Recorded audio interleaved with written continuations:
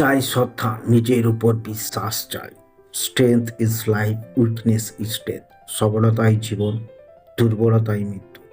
আমার আত্মা অমর, মুক্তি, পিওর পিওর বাই নেচার, পবিত্র, স্বভাবত পবিত্র। আমরা কি কখনো পাপ করতে পারি? অসম্ভব। এরকম বিশ্বাস চাই। এই বিশ্বাস আমাদের মানুষ করে, দেবতা করে তোলে।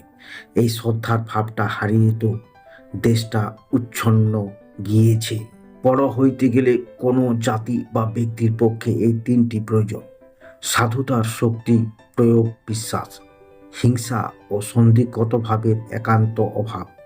যাহারা সৎ হইতে কিংবা সৎ কাজ করিতে সচেষ্ট, তাহাদিগকে সহায়তা। আমার উপর কেহ নির্ভর করে, আমি কাহার উপর করিতে পারি, এইরূপ চিন্তা করা অত্যন্ত দুর্বলতা। এই বিশ্বাস হইতে আমাদের সর্বপ্রকার আসক্ত জন্মায়, এবং এই আসক্ত হইতে সকল দুঃখ উদ্ভব। অপরকে সাহায্য করিয়া আমরা নিজেরাই শিক্ষা লাভ করিতেছি, ইহা তোমারও আমার পরম সৌভাগ্য। সমগ্র জীবনে এই এক মহৎ শিক্ষায় শিখাতে হইবে। যখন আমরা সম্পূর্ণরূপে ইহা শিক্ষা করিতে পারি, তখন আর আমাদের দুঃখ থাকিবে না। অতএব অনাসক্তির দ্বারাই তুমি তোমার উপর কোনো কিছুই প্রভাব জয় করো, অস্বীকার করো। ভয় পাইও না, কারণ মানুষ জাতির ইতিহাসে দেখা যায়, সাধারণ লোকের ভিতরে যত কিছু মহাশক্তির প্রকাশ হইয়াছে, জগতে যত বড় বড় প্রতিভাশালী পুরুষ জন্মিয়াছে, সবাই সাধারণ লোকের মাধ্যমে হইতে।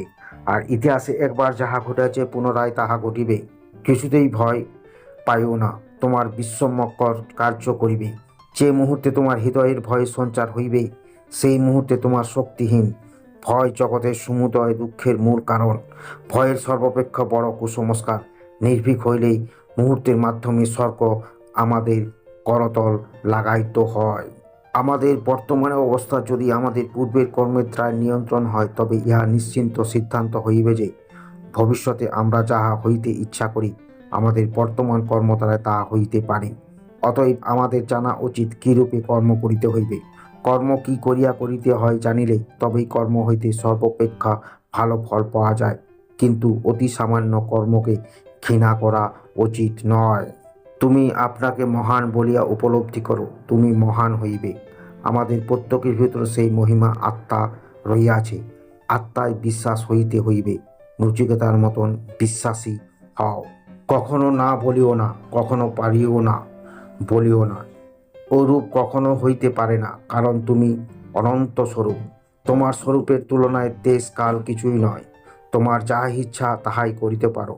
তুমি সর্বশক্তিমান।